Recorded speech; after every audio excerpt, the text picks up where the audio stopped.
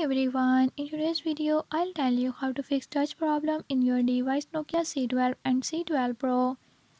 In this video I'm gonna share few tips that you can use to fix it. If you found these tips helpful, press the subscribe button and ring the notification bell. Make sure to watch complete video and learn how you can do it. Let's watch the video.